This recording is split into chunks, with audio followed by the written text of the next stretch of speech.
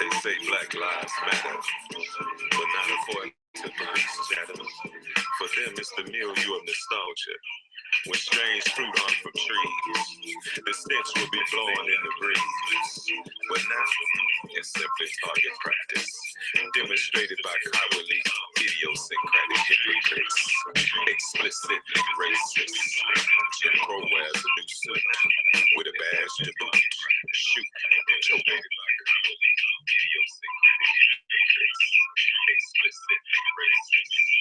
Jim Crow wears a new suit, with a badge to boot. Shoot, choking by cowardly, idiosyncratic hypocrites, explicitly racist. Jim Crow wears a new suit, with a badge to boot. Shoot, choking by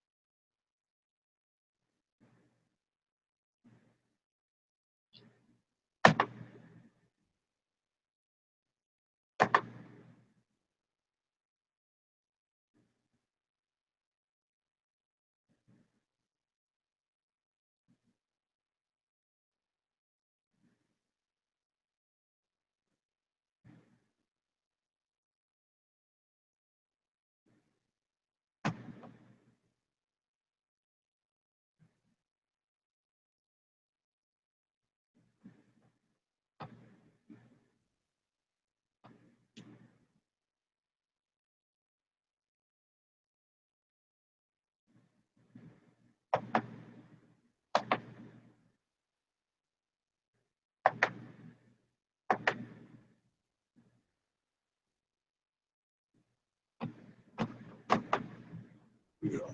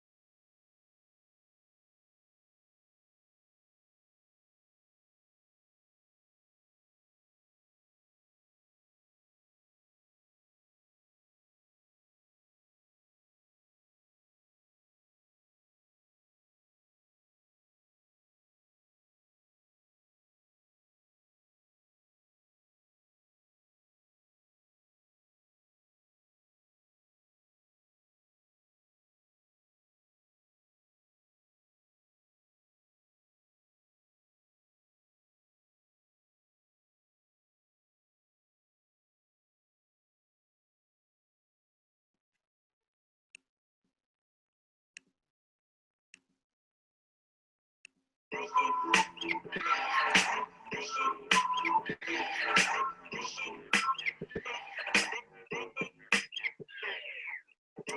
say Black Lives Matter, but not according to police chatter. For strange fruit on from trees, the stench will be blowing in the breeze. But now, it's simply target practice, demonstrated by cowardly, idiosyncratic hypocrites, explicitly racist. Jim Crow wears a new suit, with a badge to boot.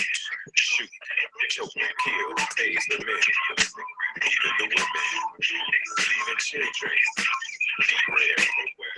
That old she hung herself in jail. Injustice prevails, time and time again, in a perverted sense of jingoism. That's patriotism. 7 days.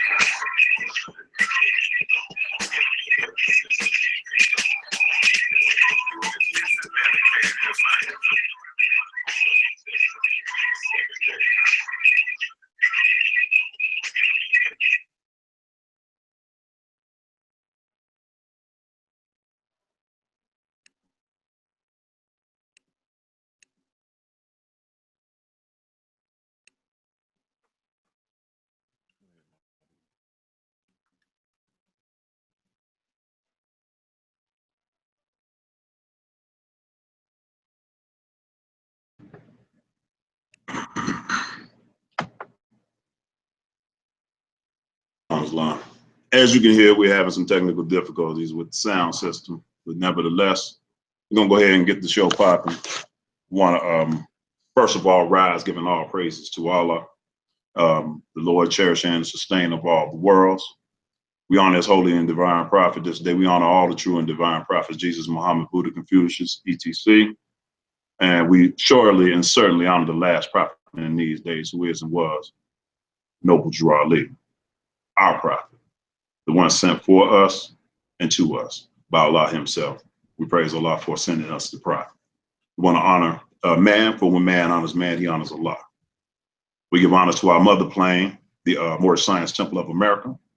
We give honors to Ali's men.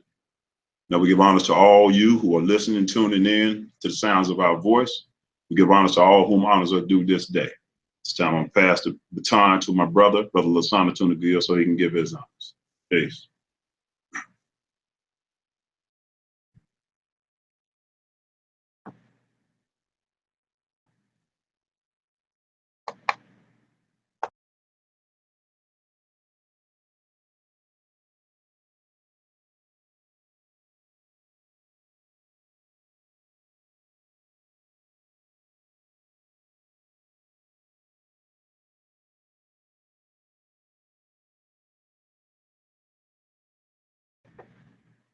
Brother Tunagil, you're muted, brother.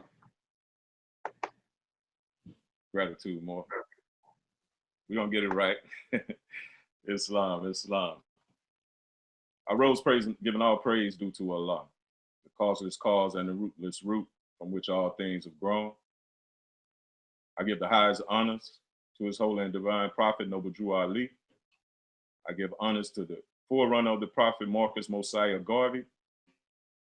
I give honors to the Moorish Science Temple of America, Supreme Staff, the Grand Staff, local temples, members, sympathizers, friends, and all things pertaining to Islam.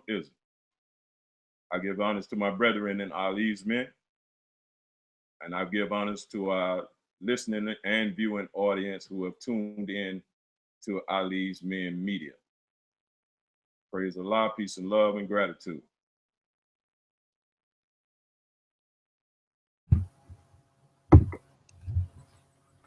Islam. First, I want to give praise to Almighty God, Allah, Almighty, eternal, and incomprehensible. I want to give honors to the last prophet in these days and times, Prophet Noble Drew Ali. I want to give honors to the prophet's forerunner, Honorable Marcus Mosiah Garvey. I want to give honors to the prophet's strategy in fulfilling his duties to Allah and to humanity, and that is the Moorish Science Temple of America. I want to give honors to all past, present leadership of the Moorish Science Temple of America, all past and present members of the Moorish Science Temple of America. I want to give honors to the love thought that formed what we call Ali's Men. I want to give honors to all our brothers and comrades in Ali's Men. I want to give honors to all the listeners and viewers of this show tonight. Islam. This show is entitled, this is our reappearance, I guess, of Ali's Men Media. And this show is entitled Ode to BEY. You know, so we're honoring our brother, not just honoring our brother Mansour BEY, but we're also going to be addressing, you know, some of the issues and concerns of Moorish Americans and others regarding his situation. But to begin with, we're going to talk about, or to begin with, I want to introduce everyone to the idea that formed Ali's Men. And it started with an idea or desire of Moorish American men to first and foremost actualize and be a part of and work towards a functioning unity among members of the Moorish Science Temple of America and among Moorish Americans. And also to, you know, from a fierce desire to defend the Prophet's teaching and to defend it with accurate and responsible research. And through that, to arm other Moorish Americans and to raise the level of pride amongst Moorish Americans, and further to contribute to strengthening or creating and strengthening a Moorish American doctrinal orthodoxy, which almost immediately begins to foster a functional unity. And this is the beginning of Ali's Men. And the purpose of Ali's Men, first and foremost, is to work towards the uniting of the Moorish Science Temple of America.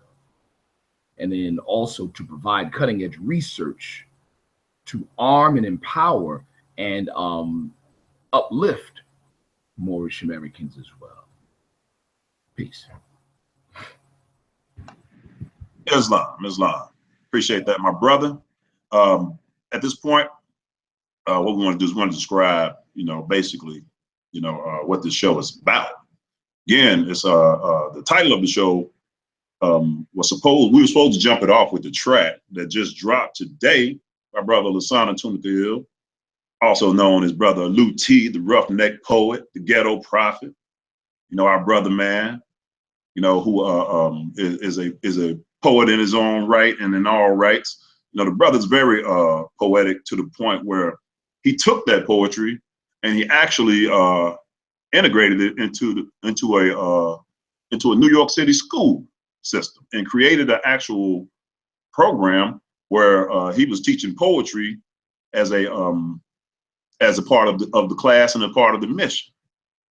So the brother is very in depth and adept at his craft, you know, which is a spoken word craft. You know, he has that old country Louisiana drawl with it, you know, that deep voice, and you know, he has that Gil Scott Heron type of flavor, you know, with that beautiful Nawa music playing in the background. So that's what we were trying to do. We was trying to get that track right because we wanted to give you the preview of the track, because the track is actually was cleared and went on sale today.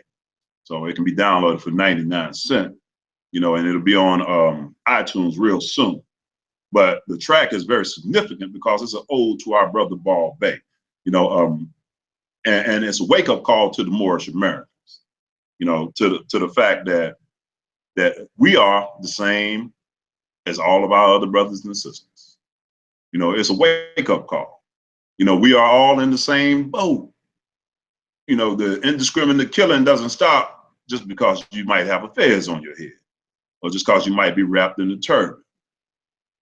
You know, the indiscriminate killing has to stop by our unity.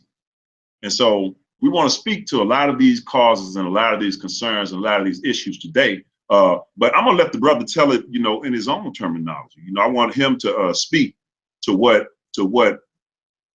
you know, generated the thought in his mind, germinated that thought in his mind to create this track, you know, and to honor our brother BEY, you know, and to shine the light on this this problem that we seem to be having in the Asiatic community with the indiscriminate killing of our people. So, Brother Lasana, if you want to take the floor and, give us a little rundown of, not only what inspired you to do this, but how your lyrics, how do you get inspiration for your lyrics? And because your lyrics are real profound and real deep. So if you can just tell us a little bit about that. Indeed, indeed. Gratitude, more. Yeah, with the craziness with the track, then I just lost power for a second. So it's definitely an opposing force that seems to be trying to prevent Ali's men from stepping forward with this measure. But having said that, I don't know if everyone actually heard the lyrics. So I'm gonna do at least the first verse of this track, Ode to BEY. I'm gonna run that a cappella, and then I'll proceed to answer your questions, brother, if that's okay. Islam, that's perfect. Yes, sir, yes, sir. They say Black Lives Matter, but not according to police chatter. For them, it's the milieu of nostalgia, when strange fruit hung from trees.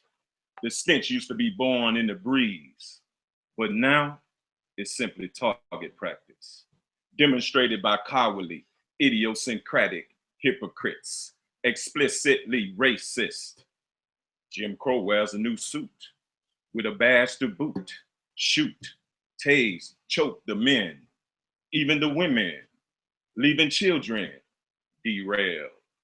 That old, she hung herself in jail. Injustice prevailed, time and time again, in a perverted sense of jingoism. That's patriotism gone awry.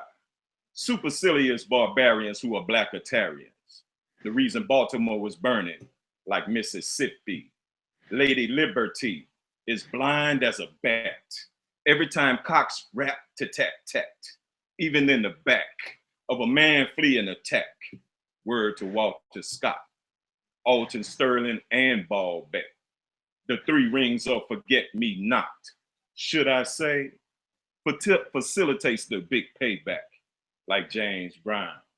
What goes around comes around. How many days are in the circle? 7 days. This is dedicated to Mansour, BEY, still repping for the nation, gone, just living in the ether, riding for us from the soul plane. This is an ode to Mansour, BEY, still repping for the nation, gone, just living in that ether, riding for us from the soul plane. Islam. Islam, Mo. Yes, sir. Yes, sir. Well, Mo, that verse was written actually a couple of years ago when I was teaching at Democracy Prep, Harlem Middle School. I taught spoken word poetry as an elective to 6th, 7th, and 8th graders. I had to create a curriculum where I took the students all the way from African proverbs, Moorish ballads, Islamic Sufi poetry, up through Shakespeare, into the Harlem Renaissance, the beatniks, Black nationalism poetic works, the Chicano movement poetic works, as well as hip hop. Also had a spoken word after school group with 8th graders where we utilized spoken word poetry to teach the youth higher level vocabulary, because we realized that our youth were having challenges decoding the higher level vocabulary on standardized testing. So in one of the assignments for my group, which was called Self-Design, that kind of drew from a Jay-Z lyric where he said he designed himself. And the premise was that the youth would design themselves via their gift of gab and their command of language, and adding on to their repertoire of language through this particular program. So one of the assignments were to they had to utilize certain words that they had first had to define the words, and then they had to utilize those words in poetic pieces, whether it was a rap verse, free verse, spoken word pieces, etc. That's beautiful. And this particular assignment asks that they write lyrics concerning, at the time, what was happening with police killings of black, quote unquote, black men and women, of what they understood, Asiatic men and women. And of course, I always model every assignment for the youth. So that particular verse was inspired out of that assignment. And at the time, it was around Walter Scott and other brothers who were being killed. And after Brother Mansour Ball Bey also fell victim to police killing, then at that point, it became a song, as it were, and another verse was added. Well, I'm inspired more, to answer your question, by what our people are experiencing in American society. And I like to share my views of that, critiquing of society via my poetic lyrics and music.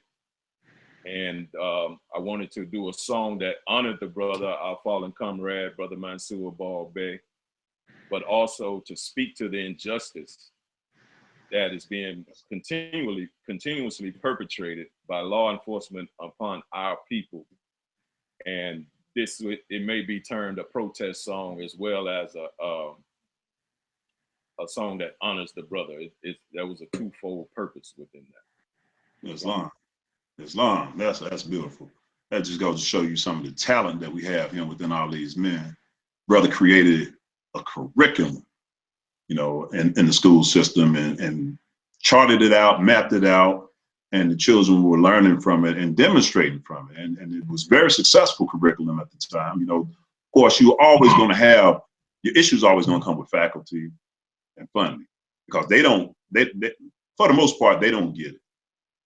They don't get, the needs of our children specifically, and now, mind you, this was an Asiatic school, so we want to make that known. And it was a Muslim school as well, right? Muslim school. Well, actually, the principal was a Muslim. Okay. Yes, sir. Yes, sir. All right, so we wanted to clarify that then. It wasn't a Muslim school per se, but the principal was a Muslim himself. So, this also is very pertinent to me, because it outlines that nationality does not make you bulletproof.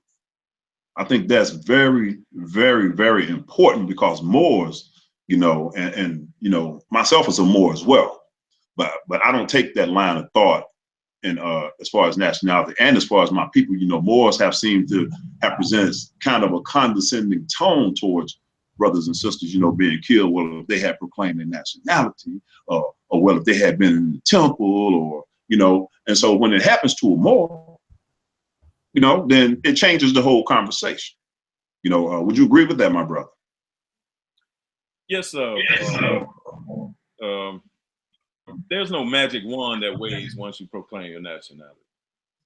Even for those who go through all this filing paperwork, etc., for those who proclaim their nationality as the prophet prescribed within the Moorish Science Temple of America, there's no magic wand that waves and voila, you have this untouchable status that when you walk the streets, the police automatically know that you have this untouchable status, and you are therefore immune to the hardships and the injustices that the larger community of our people are experiencing.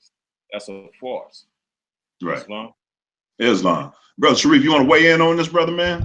I see you getting your grub on as usual. Yes, sir. But I absolutely want to weigh in on this. First of all, I agree 100% with both of you, obviously. But I want to give a little more detail, at least from my perspective. Again, this is my personal perspective on the Prophet's teachings as it relates to nationality. What a lot of our people do is confuse national identity with nationality. National identity is identifying based upon national origin. Yes, sir. So nationality is that quality or character that arises out of that fact. Yes, sir. So knowing that our forefathers and mothers were Moors, it just relates to national identity. Indeed. If we're not doing what they did, or is not as industrious as they are, we're not practicing the way they practice, then we are not practicing nationality. And that may sound harsh, but it's just the truth. It's the truth. It's just the truth. It's a quality or character that arises out of it. And a part of that quality and character was industriousness. The prophet said Yes, sir. that economic security is, you know, I'm paraphrasing, but he said economic security is, you know, basically it's not preached and it's not propagated amongst us enough. You know, he said that we need a grand treasury like our forefathers did. Until then, we are nothing. Right. You know, the demonstration of the parade, the Moorish American parade during the first convention, you know, he said he's quoted as saying, our nationality started with this parade, not started with, hey, I'm a Moorish American, or me just saying, right? A number of years ago, I believe y'all remember this, our good brother in the Nation of Islam and Allah team member, Dr. Wesley Muhammad, you know, made a statement about power. And he was like, yeah, you know, you got some of the brothers that talk about rights and rights this and rights that. And if we had rights, then we'll have this and that. And he said, nah, we don't need rights first. We need power first. And I remember when he first said it, it rubbed me the wrong way. I was like, oh, okay, he took a jab at us, so to speak. Because, you know, the Moors talk about rights and the Moors talk about law and X, Y, Z. But then not long after, I had to think about it. I said, you know what? He's 100% right. Not only is he 100% right, he's in line with the prophet. The prophet said, it is not money that makes a man or clothes that make a man. It's free national standards and power that make a man in a nation.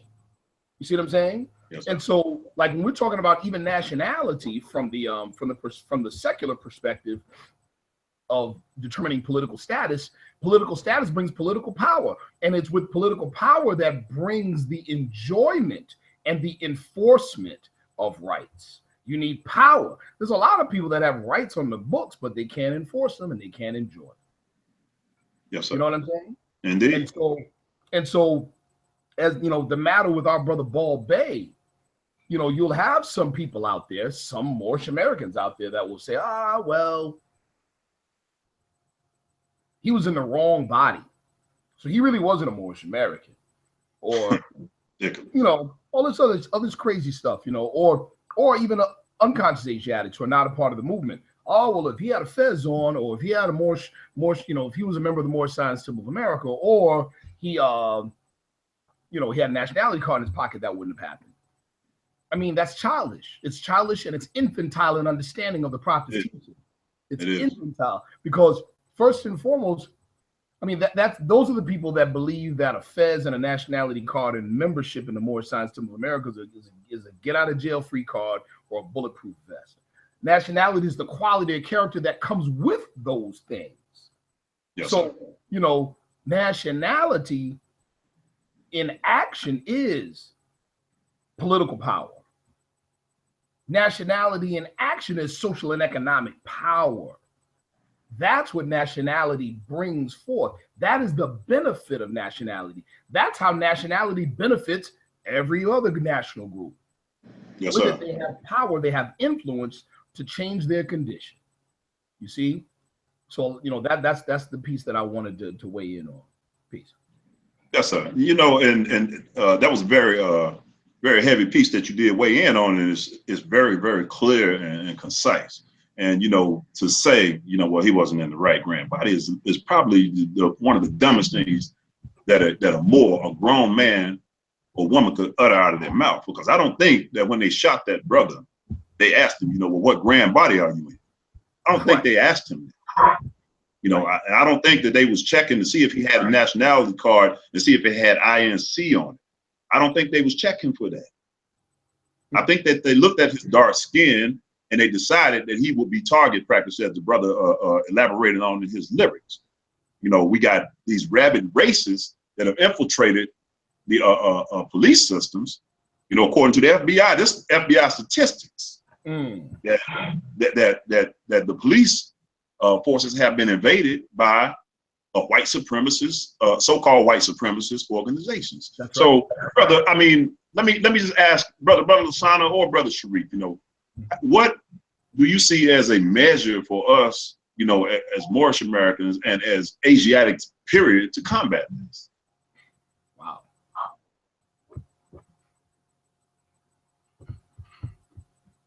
Islam. Islam. Well, as the brother Sharif and I Obey mentioned, we have to mobilize more. And that's the only way, as the brother mentioned, the prophet demonstrated with the parade. The parade was the coming out party to the rest of the nation, to the other citizens, that here is a new national group in America that has been born, Moorish Americans. And it was informing the rest of the nation that we are now an entity. We are a national group within the US of A. Now, he didn't only do that through a parade. He also did that by establishing, as the brother mentioned, economic power. The Moors built businesses. There were temples in 15 different localities. They all were building businesses. Some were building schools. They mobilized politically, where to the extent that all the major candidates of that era attended the Moorish American National Convention and made speeches to the Moorish Americans, and also invited the prophet, including the governor at that time, invited the prophet to his private quarters so that the prophet can vet him, so to speak, for his particular contingency, who were the Moorish Americans. That's the type of economic and political power that the prophet was demonstrating at that time. And if we want to be recognized by the nation in which we live in a real way, we have to follow that particular methodology, that blueprint laid down by the prophet.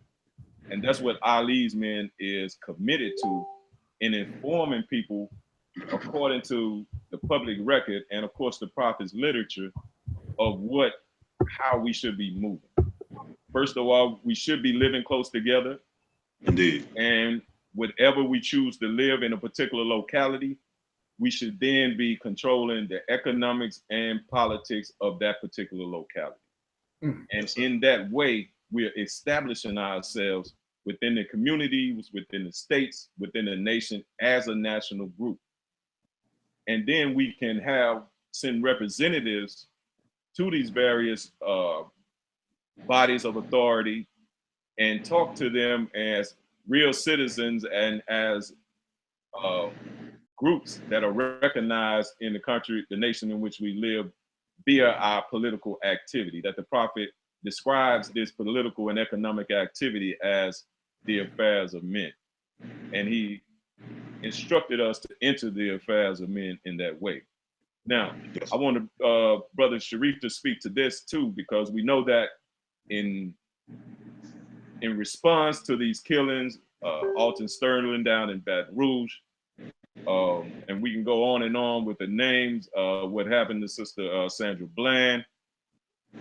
We react to it, we demonstrate, we march, we hold candlelight vigils. What, brother, should our focus be as it relates to these incidents? Should we be seeking, I know we seek to have the perpetrators fired from their jobs, which oftentimes they're often given promotions and desk positions, and almost as if they're rewarded for killing us.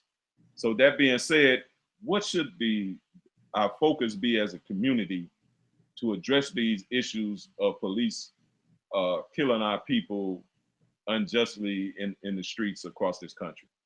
Well, before you speak, Brother Sharif, let me give an example of what Brother Lasana just said. The brother who was killed, Brother Terrence Crutcher, I think that the lady who killed him, I forget her name, was it Betty Shelby? Officer Betty Shelby. She was the lady who you saw on video executing the brother while he was walking to his truck in the back. She executed that man. She was fired from the police force. She was not prosecuted, but she was fired from the police force. So now, as a slap in the face, as you will, the sheriff's department has hired her as a reserve sheriff's deputy. So they have a video. They put a video out of her taking her oath, basically to say, "Here you go." You know, and what they're doing. You know, you have to understand right now. It's almost like we're the new vacation plan. Kill the Asiatic. You know, get some vacation time. You run out of vacation time, go kill a so-called black man. You know, you get you some free vacation time or paid vacation. You know, and I mean that's just what it seems like right now. So, Brother Sharif, if you want to speak to that point from a perspective of what we can actually do, you know, to combat this, please do so. Sir, yes, sir. Wow. You know, as you all know, we've dealt with this particular issue on a number of other platforms at other times. But to be very simple, what we can do is the only thing we can do, and that is reform the police department. And that sounds like a tall order. It's not as tall as it sounds, but we can reform the police department. People don't really understand, especially our people. We don't. That sounds very foreign to us. One of the reasons it sounds very foreign to us because reforming policy is foreign to us. We see government as an angry and deranged and abusive stepchild. Instead of seeing government the way we should see government, we should see government as, at the very least, an equal business partner, and at best, an employee. This is how we should see government. That being said, the simple answer, like I said, is you reform the police department. Well, how do you reform the police department? This is how you reform the police department. The first thing you do, well, first and foremost, understand what that means. When we say we reform the police department, what we're saying is we change their job description. This is what happens. You change the job description of the officers. When you're looking at what happens to what the officers are doing to our people, understand this. Take your emotions out of it. What they are doing is performing within the confines of their job description. And their job description is written and codified in conformity with the laws of the state wherein they operate, especially as it relates to use of force. You have to understand that. Okay? What you're dealing with, yeah, you may be dealing with a racist European police officer. You may be. But that's not the real issue you're dealing with. You're not really dealing with a racist individual. You are dealing with an institution that institutionalizes and protects the racist in the commission of these acts. Wow. Asiatics do not have not one organization that protects them in doing anything crazy to anybody, including themselves. Wow. Yes, sir. This is what we're dealing with. So knowing that, what do you have to do? You have to attack the paper. You have to attack the contract.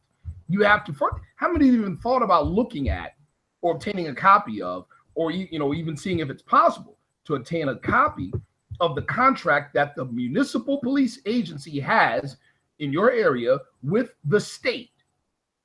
This is what you have. Never even thought about it. Nobody thinks about that, right? So this is what you have to do. You have to change and challenge the contract. This is the reason why police unions and the Fraternal Order of Police, in many respects, are stronger than the police chief. Why? Because they protect the contract. This is what they do. What happened with the European cop that you're talking about, brother Mahdi, right? That's actually a part of policy written in their contract. It's to protect. If I'm drawing up a contract to do business and I'm drawing the contract up, whose favor is the contract going to be written in? It's going to be written in your favor. There you go. It's just that simple. And with no one else to challenge it, or the other side doesn't challenge it, then what do you have?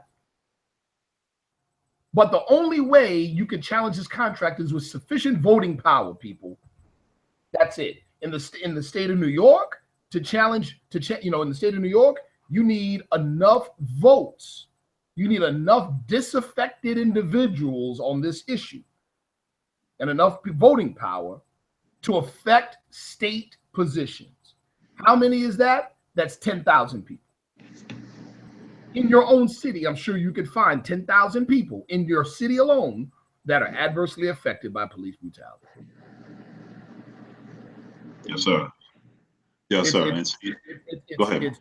It's law enforcement, legislative reform. We're talking about police reform here.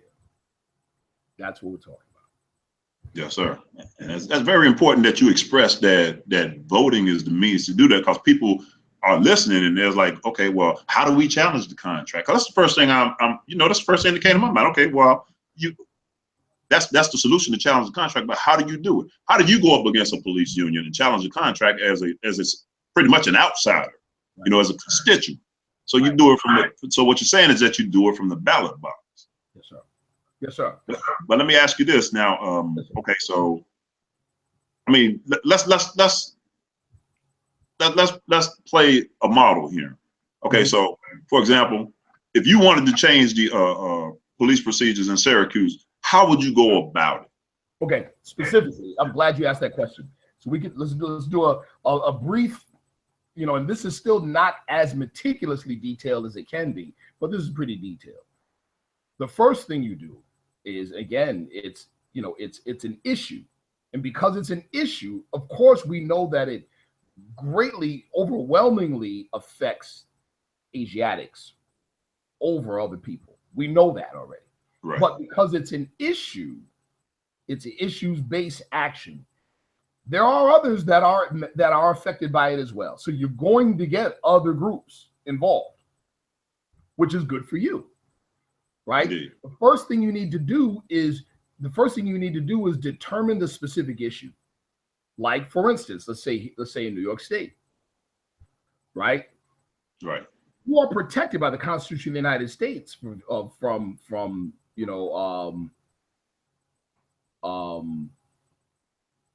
what is it? Harm.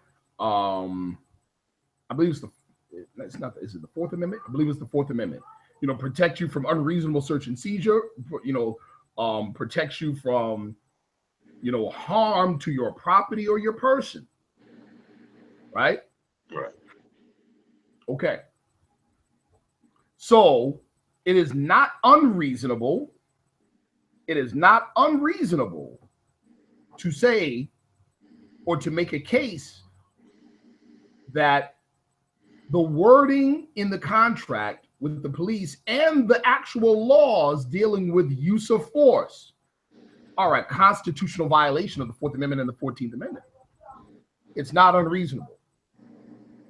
So there's your issue. There's also what we would call the color needed for the case to be heard and to be addressed. In other words, that's what affords jurisdiction. That's what affords them at the state level the power to hear it.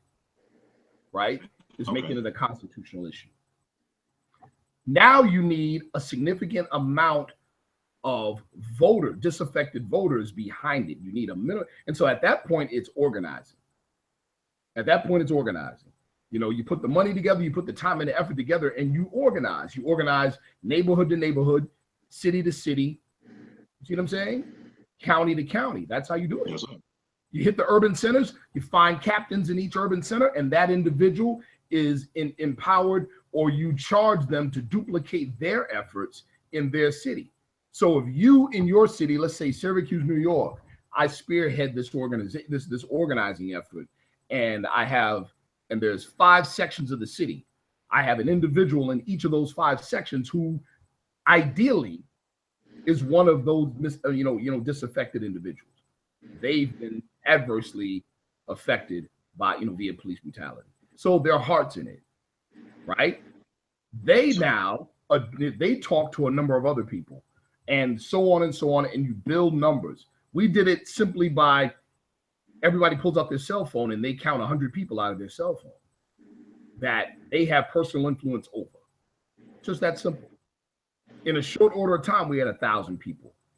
Within a month, we had 2,000. That's a database right there. 2,000, especially in a mid-sized city like Syracuse, is a very powerful political number, because the average win-loss margin for any elected seat in this city is 500 to 1,500 votes. At 2,000 going one particular way, you determine the outcome of almost every seat in the city. Now, we want to be able to do that at the state level. So you need, let's say we have Syracuse, Binghamton, New York, Rochester, New York, Buffalo, New York, Albany, New York. We do that in 5, and there's your 10,000. You see? That's powerful. Then we take the case to Albany. We take the case to the Capitol. That's how you organize. But that's what needs to happen. That's what the Prophet did in 1928. That was an election year. All we're doing, all we're speaking about here, people, as we're talking about how to, addressing police reform, right, is duplicating the novel practice that the Prophet set down in 1928. This is what he did. He organized people based on issues that affect that particular group specifically.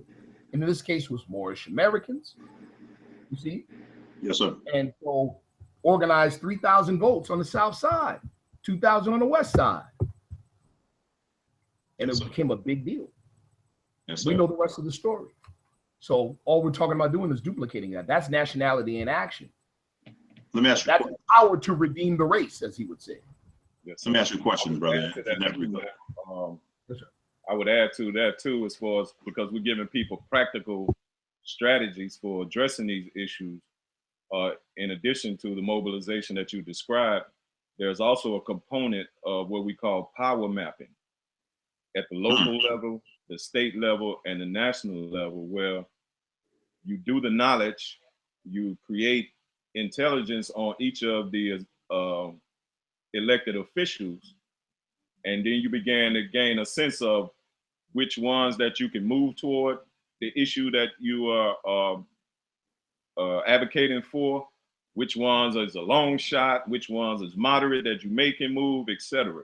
So you create like a database or a file, as it were, on each elected official.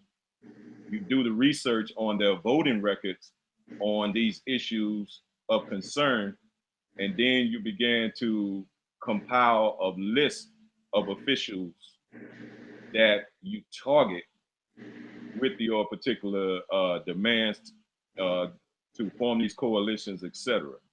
So there's a lot of practical strategies in addition to the mobilization, as far as identifying those particular elected officials who you can move. Now, if you have those numbers as the brother expressed, then you can elect in office those officials who already share your desire to reform the police. Islam. And that's a very, very powerful demonstration there, brother.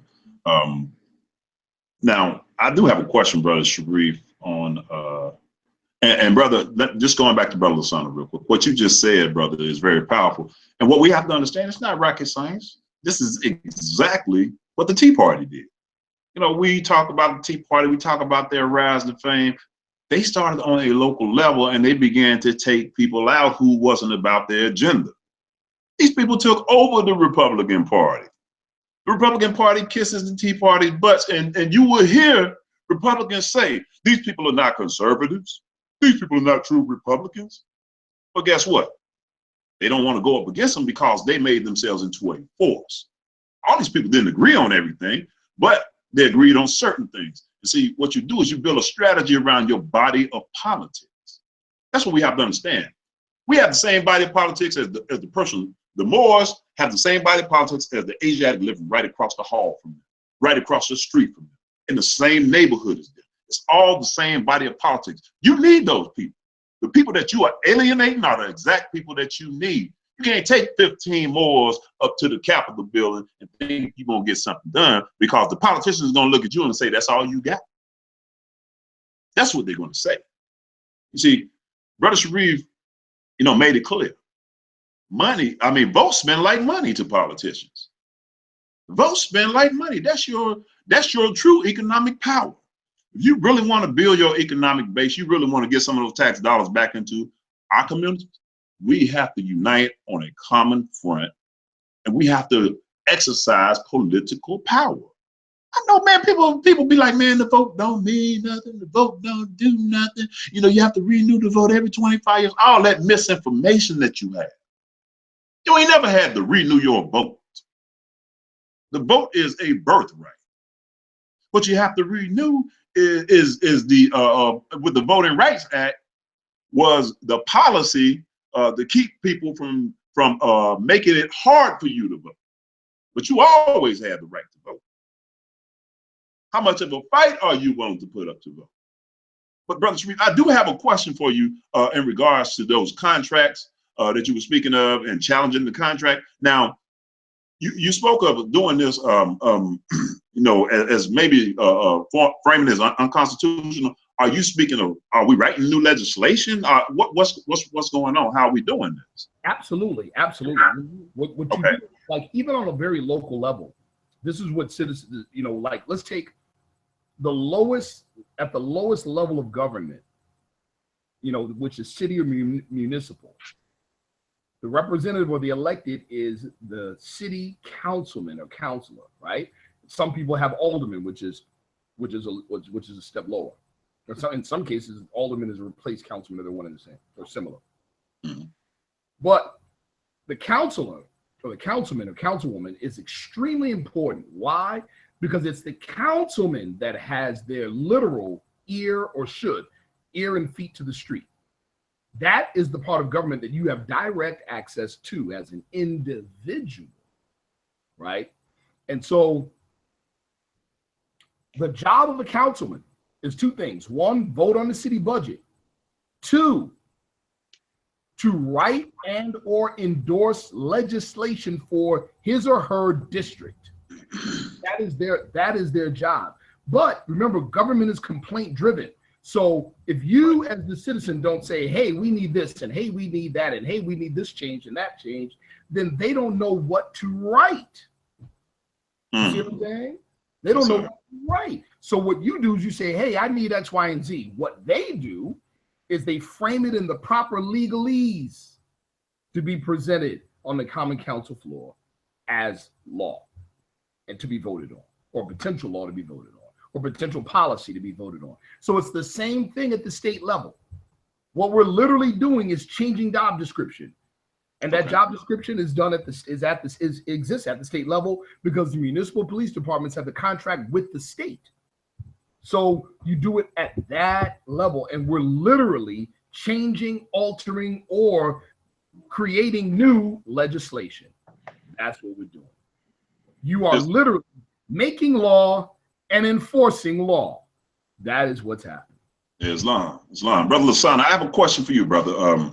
This pertains, you know, first of all, can you describe what it is that you actually do for a living now? And once you do that, can you speak to maybe how do we energize, you know, people to get them involved in the process? Because that's one of the biggest problems. You know, people get energized, you know, and get all riled up after something happens. You know, if somebody dies, you know, they get riled up. You know, they might even take to the streets for a day or two. You know, and then it's just back to business as usual. And then after a while, you just get to the point where you're used to hearing about Asiatics being murdered by police. You're used to hearing about Asiatics dying unjustly. And I always say, oh man, that just ain't right. You know, and you know, but nothing gets done. You know, how do you keep that fire? I mean, because I know that's part of what you do. How can you give us any type of strategy of how what we could use to keep the feet to the fire of our people, you know, and let them know that it's their responsibility to handle these situations? Yes, sir. Yes, sir. Because again, as Ali's men, we promote Prophet Noble Drew Ali as the standard bearer by which Islamism is made. Islam. And if you define Islamism, one of the definitions is political Islam. That's right. The first, when the Moorish Temple of Science was incorporated, it was a civic organization. Mm-hmm. So that civic component, that civic education is as needed among our people as it was in 1926 when the Moorish Temple of Science was founded by Prophet Noble Drew Ali. Indeed. So to answer your question more, we know our people, what motivates them. I would identify particular areas, sponsor block parties. One of the ways that the Black Panther Party in LA under Brother Bunchy Carter organized, they would throw house parties. And about midway, when the party was at its peak, Bunchy Carter would jump on the table, the music would stop, and then he would make the political pitch. This is what we're doing politically. These are the points of the Black Panther Party platform, et cetera, et cetera. He would run that down for about 15 minutes, boom, and he'd kick the music back off. And the people will have gotten the message as well as participating in our cultural peculiarities that we love and that we enjoy. So that being said, we also have to build coalitions. Black Lives Matter, no one can front on the impact that Black Lives Matter has made worldwide. Indeed. And when I'm in mainstream arenas and I hear Europeans and people of various backgrounds and nationalities quoting Black Lives Matter and looking to them for guidance as it relates to demonstrating and civic disobedience, etc. So we have to also research various groups. There are groups already doing this work. We have to form coalitions with those groups toward our ends, groups that are aligned to the issues that we find of the utmost importance. Now, what I do particularly, I work for an education nonprofit, and we organize teachers to advocate on behalf of themselves, their students, and we also seek to raise the prestige of the teaching profession. Because within America, the teaching profession is not looked at with the due honor that it deserves, as it is in other cultures. Absolutely. And part of the reason is that education is the great equalizer, which facilitates upward mobility economically. So those who are fanatically afraid of economic competition, it's in their best interest to ensure that the education systems are below par, maintain the status quo, so that they won't have to face said competition from the other citizens. So we do it various ways. We sponsor lunches within the schools. We offer free lunches, and then we make our pitch and share with teachers the advocacy opportunities that we have to get them in front of the policymakers, whether it be city council people, board of regents in Albany, et cetera, because oftentimes they make those policymakers make decisions on behalf of education and students, and there are no teachers in the room to weigh in on the decision-making process, which is really insane if you think about it, because teachers are actually doing the teaching, and that trial and error and observances of every day, they have insights on what works and what don't. Indeed. We also sponsor happy hours at various watering holes that teachers frequent. And we sponsor those type of events as well. So you have to meet the people where they are. That's that's the answer to your question. You have to meet the people where they are. You have to hit the streets. You have to hit the neighborhoods, and you have to be about that work. I think that this lazy idea of you can file paperwork and then you automatically are recognized, it's just not in touch with reality. And it's also, again, promoting a type of laziness, whereas you don't actually have to mobilize and do the work that's necessary to be recognized in the nation in which we live, right? But we know what our people respond to. We know what gets them excited, and we have to use those very same means to organize and inform them civically about what their rights are, etc. Because if you notice, these Republicans, they're going to great lengths to make voting so much more difficult, which primarily affects our people, Asiatics, who the mainstream would categorize as Black and brown. if it's not that important, why do they go such lengths to redraw the lines, gerrymandering, voter ID laws, make it that much harder where they schedule days of voting on days that will make it harder for the people to access their right to vote? If there was no potential power there, why do they go through all those great lengths to prevent it? That within itself should give you insight that it must be something, potential power within the right to vote, that the people who want to maintain the status quo would go to such great lengths to prevent that. Islam, brother, Islam, very, very powerful, brother. That's so. The information is so simple. It's simple, man. man. But yet so powerful, and that's that's called keeping it 100. You got to meet the people where they are. You got to present things to them that they like.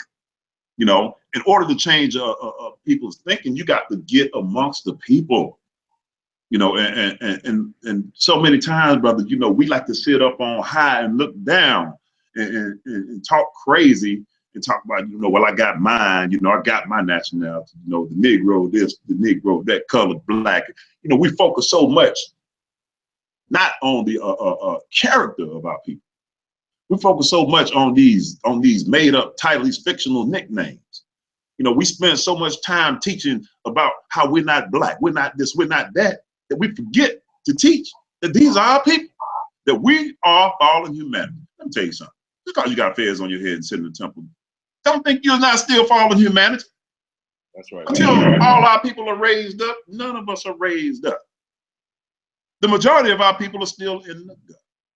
They're still in the dark when it comes to information, and we got brilliant minded people out there that you're turning away, that you're turning off with the snub-nosed type of attitude that we're better, we're elite, we're more than, we're out of touch with our people, Africa don't have nothing to do with us. You got the zealots who say, well, none of our people came from Africa, we was already here.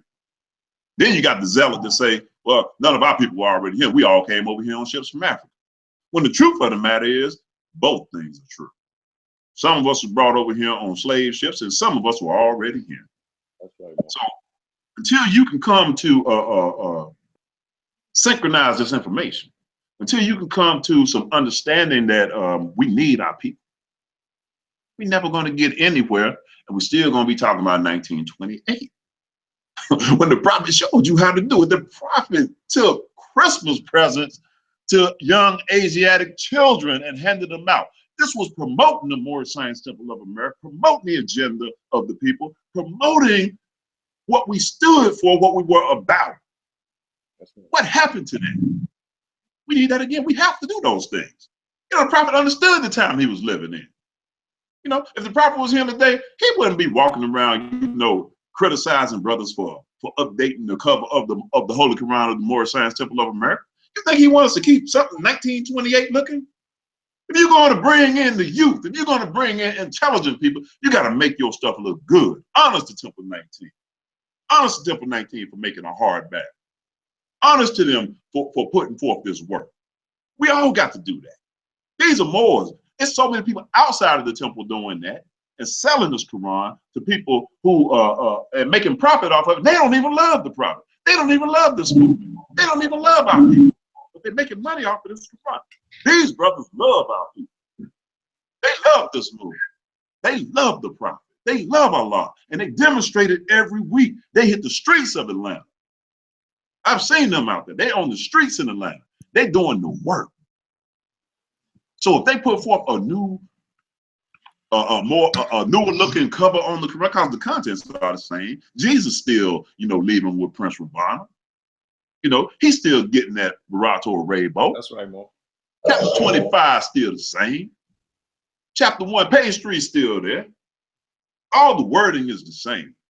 The book is beautiful. Say what you want to say. If you're stuck in the dark ages, you're never going to get to the light. And you're never going to attract the people, and we're never going to get anywhere. See, this is what we're talking about. All of that matters. Image matters. They don't understand branding. Branding is everything. If you understand branding and you understand your image matters, you can influence people. You can't influence. This is why the people out there who pushing the paperwork have more influence. Their stuff looks better. It looks better. It sounds better. But it's not real. It's an alternate reality. It's going to land them all in Sovereign City eventually. You know, we know Sovereign City is jail. You know, it's going to land them in Sovereign City. But we're just trying to, what we're trying to do is get you to think so you can save yourself. So, good point. To your point, here's a version of the Ahmadiyya's, one of their latest printings of the Holy Quran of Mecca. Yes, sir. Now, if you compare that to the printing of what they produced in the 1920s, you will see it is a difference. Yes, sir. You can find any number of calligraphied, if that's a word, very artistic, Islamically artistic renditions of the Holy Quran of Mecca, and that's okay. Of the Bible, et cetera, et cetera. So, you know, Moors are so dogmatic in some instances, and extend a lot of energy. Of course, they should be concerned whether or not the contents with between the covers were the same. Right. Once it was informed that definitely the contents within the Moorish Holy Quran produced by the temple is the same, then all praise due to Allah for the there's two definitions for extending the learning. One is to extend, as to share. You share the learning. The other definition is you're extending the learning from its base, taking it to its outer reaches, right? And that's what we aim to do in our promotion of the Prophet's original program, because the Prophet in his day was on the cutting edge. Yes, sir. The artistic rendition on our Quran questions, etc., that was cutting edge for the 1920s. But we are in 2017. And of course, within the Moorish Science Temple of America, as in politics, we have conservatives, we have moderates, and we have liberals. Islam. Islam. So that being said, you know, we always try to refocus the Moorish American diaspora on the task at hand, the practical task at hand, to distinguish for our people the difference between potentiality and reality. Because oftentimes we speak in potential as if it's already a manifested reality. So that being said, this is our lane, and this is the role that we were created to play within this movement. Islam. Islam. Did not the prophet say we're supposed to grow each year? Does not the Quran say that the arts flourish under his watch? I mean, come on. I mean, it's artwork. It's artwork on the front of the Quran. I mean, what? Come on, brothers and sisters. We got to grow up. We have to grow up. You know, in order to leave something for our children, we got to produce something. We're not producing anything. All we're doing is regurgitating information. You know, trying to keep everything old, trying to keep everything original, which is good. The content is original, but we have to bring things up to a 2017 standard. 1928 is now a footnote in time. That's what it is. It's a footnote in time. We are not living in 1928. We ain't driving cars from 1928. You ain't, I don't even know if they had a TV in 1928, but if they did, you don't have that model in your home. You know, you don't have a 1928 stove in your house. You don't heat or cool your home with 1928 air conditioners or heaters. You got central there, right? So why do we allow the European to continue to grow, but yet we're supposed to stay stagnant and stay the same? Are we saying that we can produce nothing in technology? Are we saying that we cannot think? Are we saying that we cannot be what the prophet said we could be? And he said that we should influence our young boys and girls to think beyond, you know, where we are right now. You know, give them hope, give them a future. Sharif, you want to add anything, brother? Well, pretty much said it. It's wrapped up in the words "extend the learning and truth of the great prophet of Ali in North America." We have to extend it. We can't be like the biblical parable of the merchant with the 3 sons and be the guy with one talent and not produce that talent and be buried in the ground, because that one will be taken away from us and we'll be kicked out of the house like he was.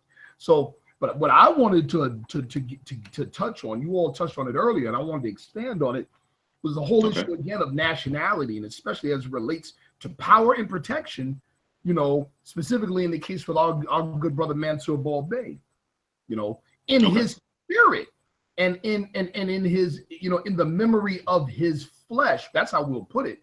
In the memory of the time that he spent with us in the flesh, we should honor that by, extending our ideas or our understanding of nationality, and that should bring power.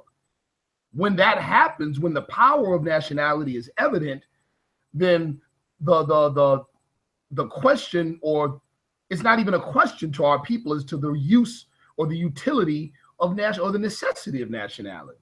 They'll be able to see it. You know what I mean? So, yes, like for instance, we have, like I mentioned before, we have nationality. We have national identity, and then we have nationality.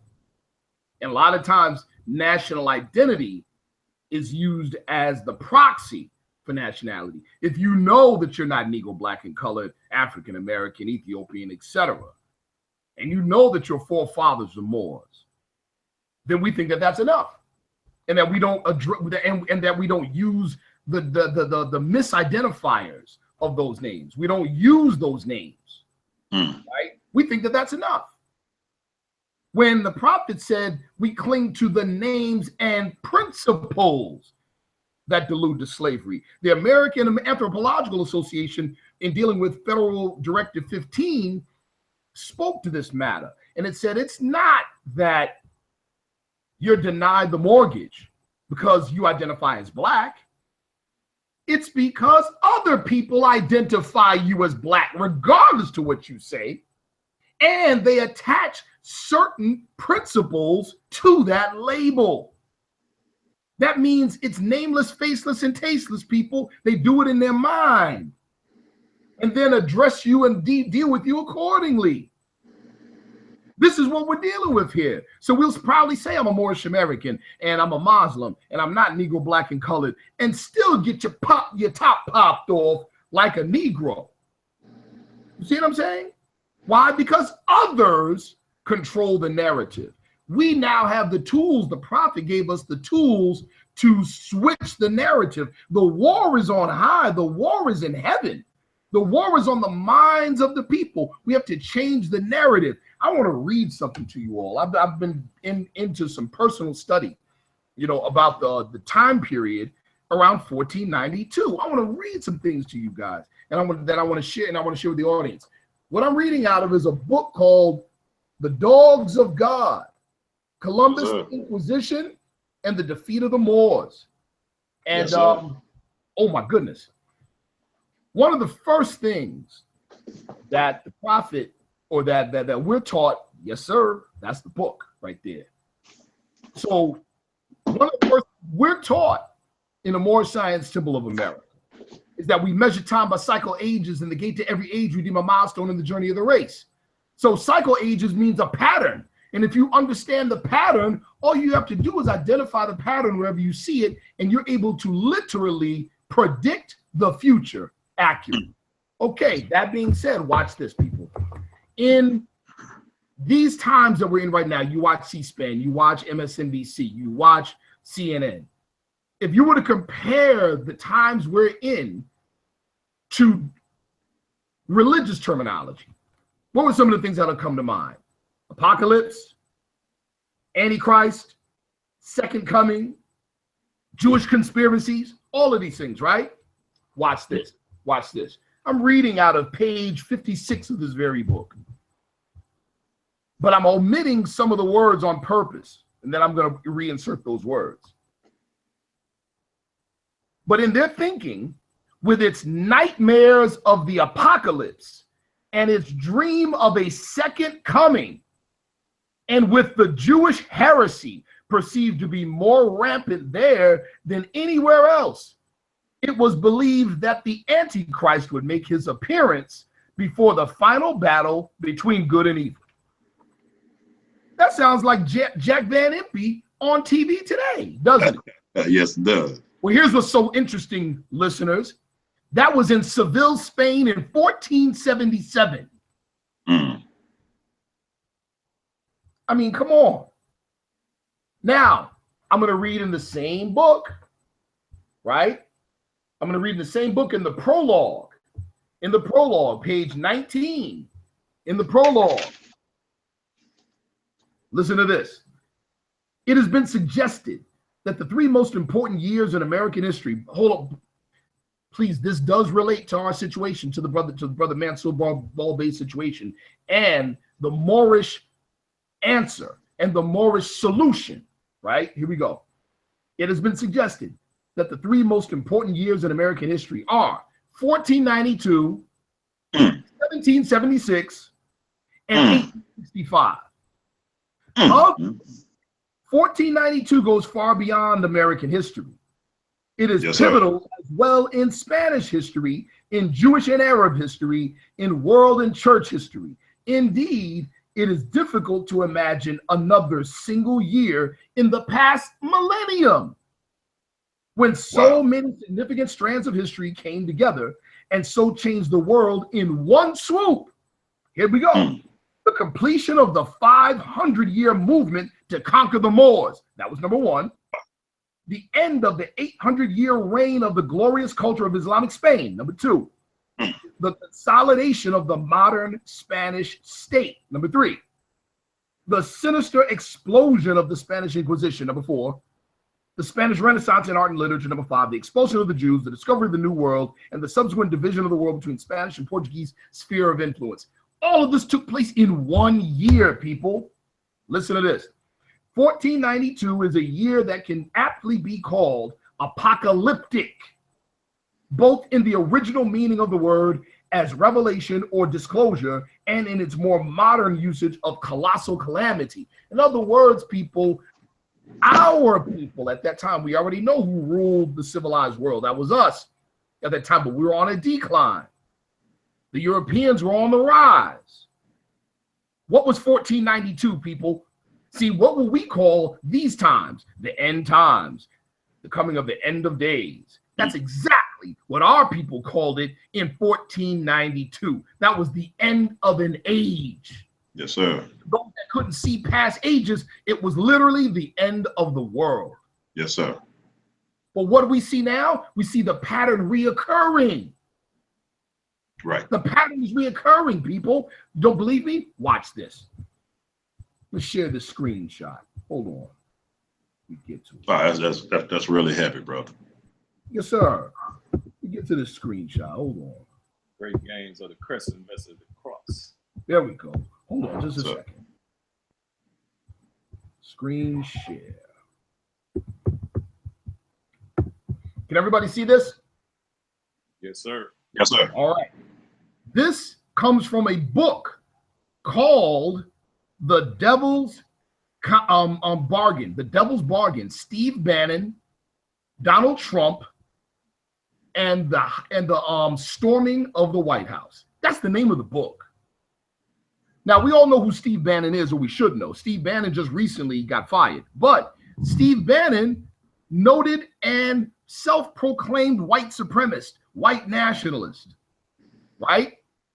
Managed Breitbart, was the campaign manager for Trump, and then became his chief strategist, people. All right, let me read the paper, read the page.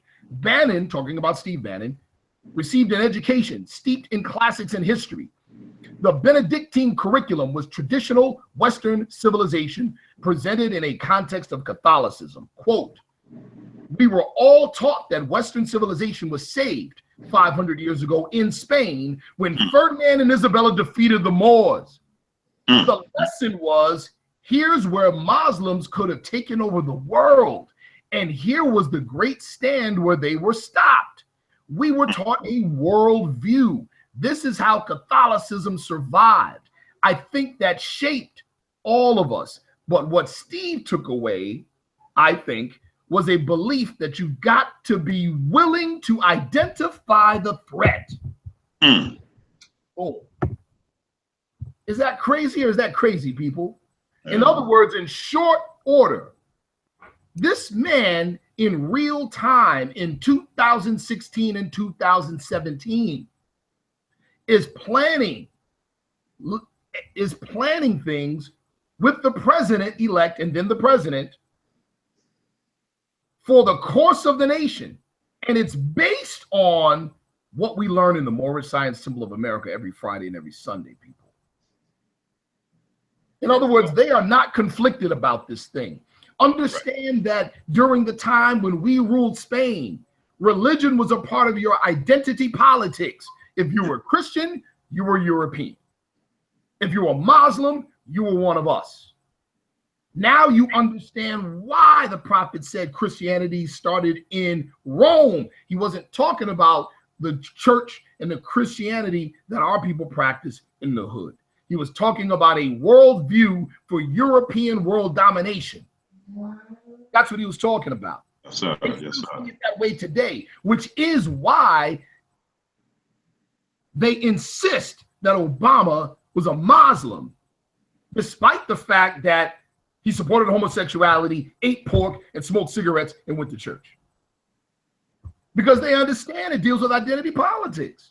Yes, sir. Whether you understand it or not is irrelevant. They're still moving like this. So you don't have to believe it. It's going to affect you, number one. Number two, let's say for argument's sake that this Moorish history is all nonsense. I just read to you where they believe it and they run things. So it still will affect you. You better know it. What the prophet gave to us is this knowledge, but from our perspective, so we can retake the narrative. That is the objective of nationality. Nationality is the quality or character that arises out of the fact that a person belongs to a nation or a state. Here's the truth. By our actions and our beliefs as Moorish Americans, most of us, it's not a fact to us. Because if it was a fact to us, we'd have a lot more than what we got. That's right. That's right. That's right, Mo. And I hear some of the silliest statements being made, like, well, you can't just be a Moor on Friday and Sunday. You got to be a Moor every day. You are a Moor every day. What kind of Moor you are, it may be specified, as something different, but you're a Moor every day. Every day when you wake up, if you're a Moorish American, you're a Moorish American. Every day when you wake up, when you go to sleep, you're a Moorish American. When you go out into the world, regardless of how you present yourself, you're still a Moorish American. So we got to stop making these dumb statements. You can't be a Moor, on Friday and Sunday. And we have to understand that this is all a part of our way of life. It's all a part of our very existence. Nationality, the brother just gave a swift breakdown on nationality and how these people look at it. Not just us, but Brother Osama, can you, maybe give us a description of what the prophet was doing? Because when he gave us Moorish American as a nationality, isn't that new? Isn't that like a new nationality? That's not a very old nationality, is it? Islam. Islam. He definitely found it. We definitely were a new people in America, but the term Moorish American that we found in our research, according to particular periodicals, it was being used in certain quarters contemporary with the prophet already, particularly as it related to our people in Central and South America and the Caribbean. Indeed. Right? Because many historians rightly surmise that many of our people in Central and South America were more Moorish than they were Spanish. That their cuisine, their mannerism, their rhythms, musically, etc., was more Moorish than it was Spanish. And some of they surmise that they properly should be called Moorish Americans rather than Latin American. Islam. Yes, So that sir. being said, when the prophet mentioned that our nationality was established with the parade, when we were garbed in the traditional fare of our forefathers, that was the official establishment of the Moorish American nation per se, with nation within a nation, comparable to other national groups Indeed. within the United States of America. Irish Americans, Senegalese Americans, English Americans, et cetera, et cetera. Because all people, if they weren't indigenous to the land, came from somewhere else. And that being said, the prophet wanted to bring us up to that standard where we flew the flag of our citizenship, the US of A, and we also flew simultaneously the flag of our forefathers. And living here in New York, I see it every day. I see the Puerto Rican flag being flown beside the flag of the United States of America, the Dominican flag, the Jamaican flag, the Irish flag, etc. You see that nationality at play here in the various areas that people live in. And most of those people control the politics and economics of those particular areas. Now, there are economic wars going on, that are gentrification and other things at play. But what the prophet brought us in line with how the citizenry of the United States would demonstrate and still demonstrate. Because all these national groups within the United States of America have national interests, and they work to bend the apparatuses of the USA in favor of their particular issues, and they do that by being participants in the affairs of the nation. It's like we want to leave the responsibilities of being a citizen to the other citizens, right? Right. Like the grown folk work to the other citizens. Like we have the luxury of just dropping out of the affairs of the nation and then complain when the other citizens don't advocate on our behalf, right? And the prophet brought to bring us out of that type of mentality so that we'll stand up on our own to enter the affairs of men and women as Moorish Americans and do business as such and present ourselves as such. So Brother Sharif is bringing up some great points in tracing this thing all the way back. And we want to identify also another component as it relates to, and it was demonstrated by the documentary called The 13th. With respect to the 13th Amendment, where slavery will be outlawed except as a punishment for a crime. Right. Now, when the South found itself ruined economically as a result of the Civil War and seeking the apparatus of slavery that it depended upon for its economy, when it was looking for new ways to raise money, they went to the same thing that they had been doing. But now, since slavery was outlawed except as a punishment for a crime, then it became incumbent upon the South to create criminals so that they can now enslave them legally to extract the benefits and the fruits of their labor at a very, very cheap price.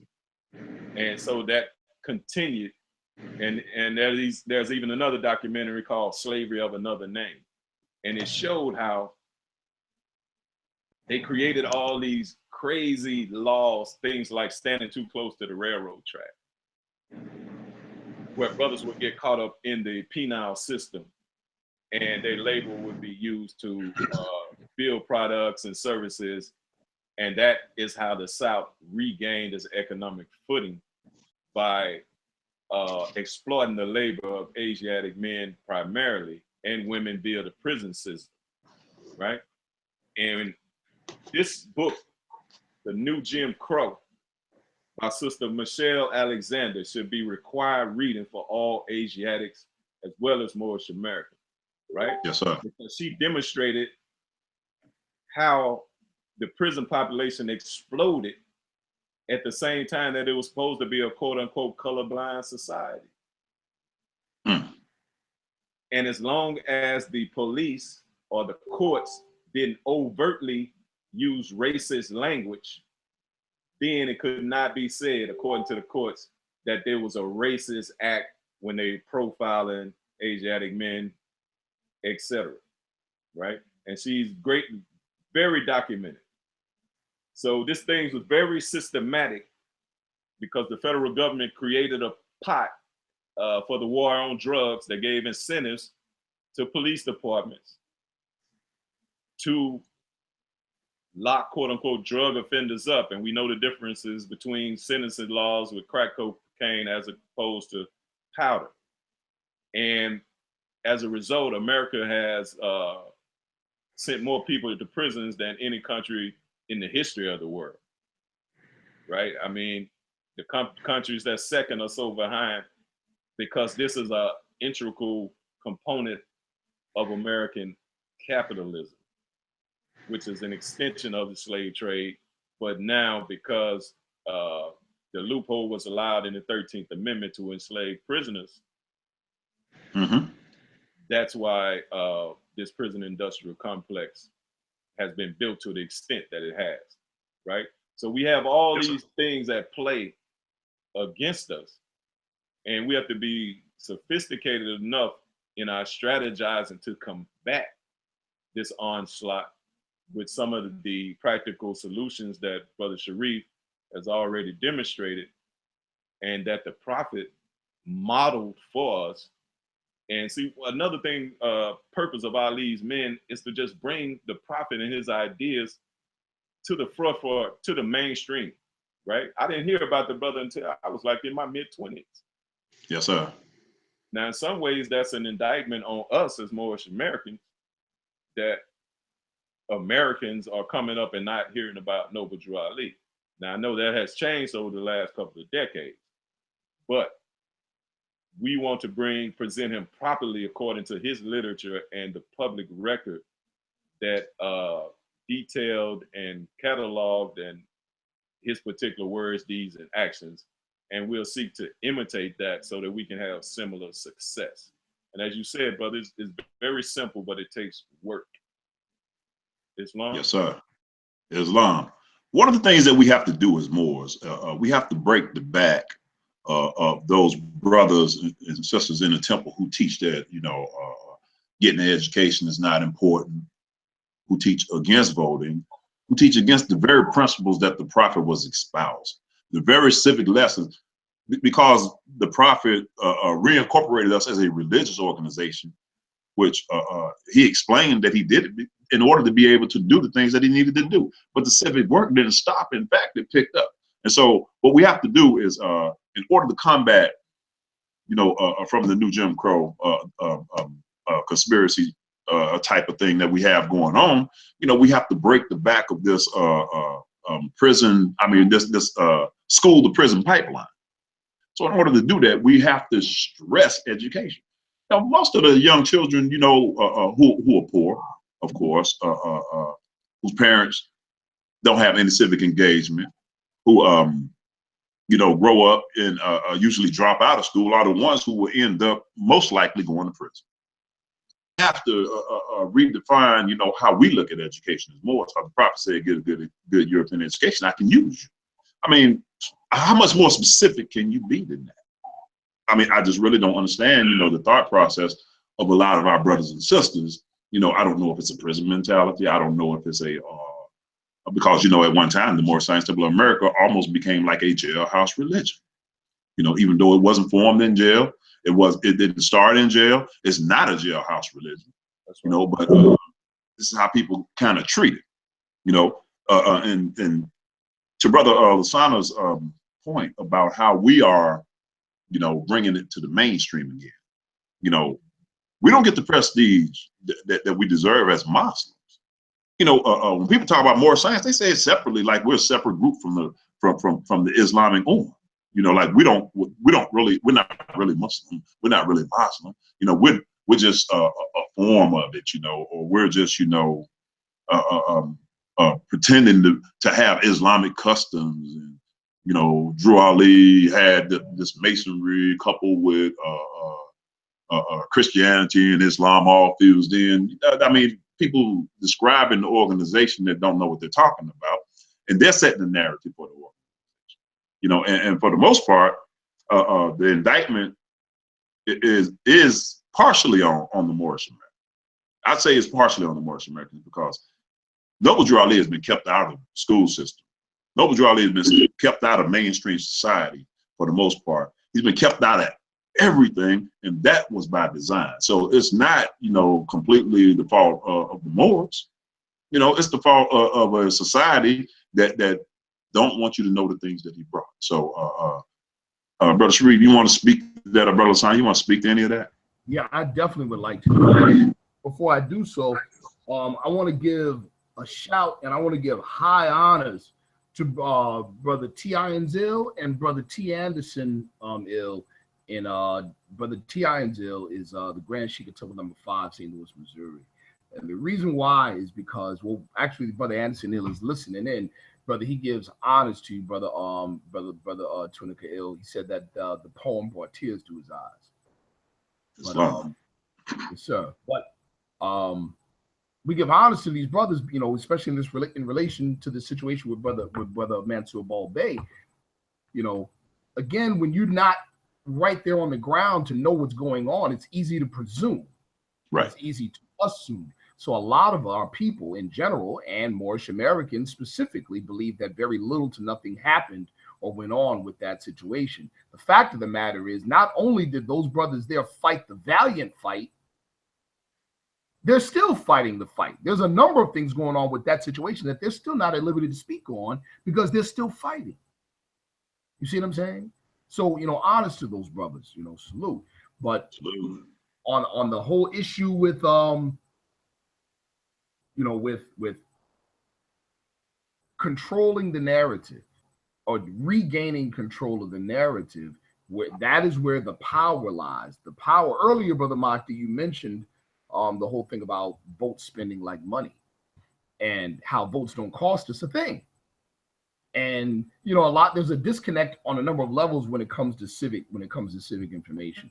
One of those is that how do votes spend like money? Two, the other is, how is political power on par with economic power? Well, that's easy.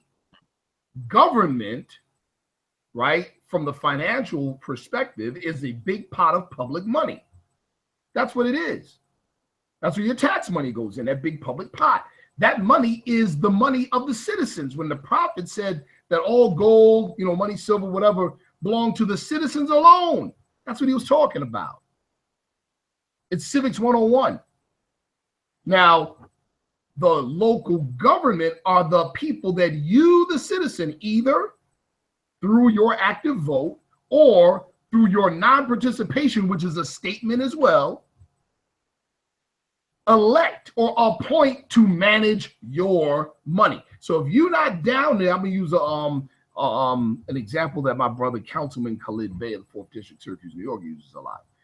All of you listening right now, and all of you watching this show, send me $500 each.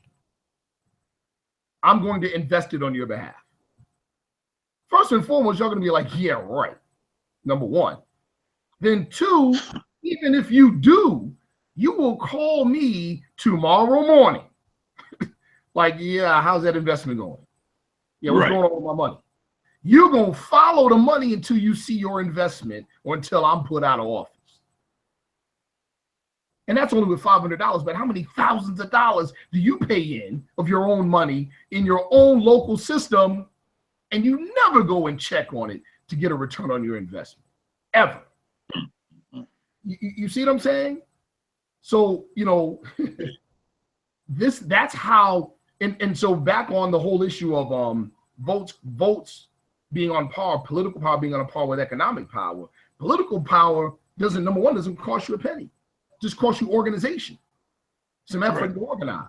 Two, political power determines who's in office, and whoever's in office is the person who manages the money.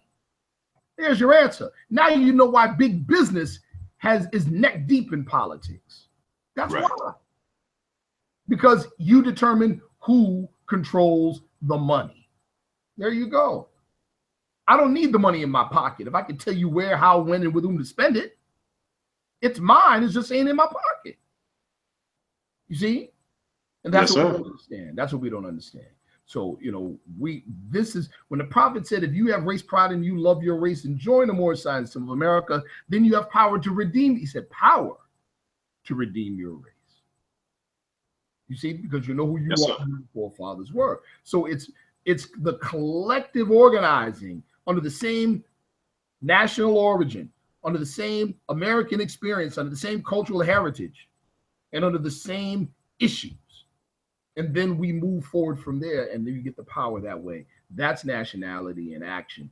That is the demonstration that will stop what happened to Mansour Ball-Bey from happening, not just to Moorish Americans, but to all of our people. And that was another point I wanted to bring up as well. You had made the point, both of you earlier, about a lot of our people thinking that the fez and the turban and the pen and the card is going to make them bulletproof, or should make them bulletproof. Right? Like somebody's going to actually give some concession to that when in their mind, you're still a Negro. The narrative has to change. The narrative has to change. We use the names collectively to begin the process of changing the narrative. Indeed. But it has to be followed by solid, tangible results. And it can't just be lip service. We can't be, and I'm talking to myself, 20 years later talking about, praise the law, that I'm not Negro, black, and colored. Man, society still says you are. That's right. With no paperwork. We don't change it. You change it by living the life. And that way you force society to see you as other than what they see you as now. Then you retake the narrative that way. That's how it's done. You got to live it. Chinatown, and they don't got Chinatown on paperwork. How about that? Chinatown is right in your face. Yes, you see what I'm saying? Yes, sir. It's right in your face. And what are they selling you? Watch this, people. They're selling you their culture. Culture. How many of y'all been to Chinese restaurants and don't know the first thing about eating with chopsticks, but I bet you try? Yes, sir. They sell you there. There was a recent article, Harvard Business College. The article was called "Culture is the Brand and Brand is Culture." There you go. That's it, brother. That's it. That's how you change the narrative. You see, Yes, the prophet set us on that path. Oil, tea, and compound. What kind? Moorish oil, tea, and compound. You see what I'm saying? Moorish manufacturing company. I mean, he set us on the path. He laid the foundation. We have to extend that now. We got to make Moorish sexy. You see? Yes, sir. Yes, sir. Yeah. Like You the see, like the Orientalist depictions of our forefathers. Yes, sir. Yes, sir. You see the style and the flair and the swigger, if you will, of our forefathers that are depicted in those Orientalist paintings. So that being said, Mo, we're down to like 6 minutes. We definitely, again, want to give due honor to our fallen comrade, Brother Mansour Ball-Bey. We honor his soul. We honor his spirit. Indeed. He was of the warrior class. Absolutely. And as Ali's men, white class soldiers. Yes, sir. We are also of the warrior class. We Yes, recognize him within that vein. And we give him due honors, as well as his family. His name will not die. Right. That's right. That being said, we definitely send all our prayers and energy toward the family as they continue to work through whatever issues they have ongoing in that regard.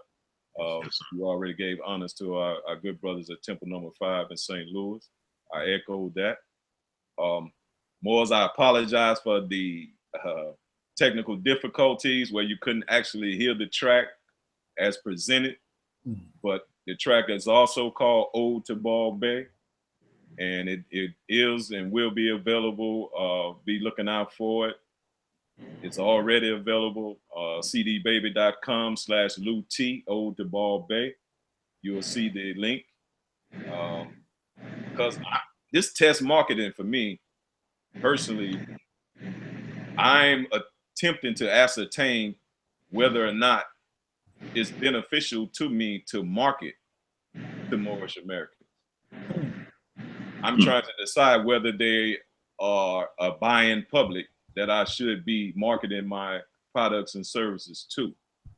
So that being said, If Moors can't spend 99 cents with their brethren, then it'll make me re-examine some things going forward. Because again, economic power, as the prophet said, is not preached nearly as much as the situations demand.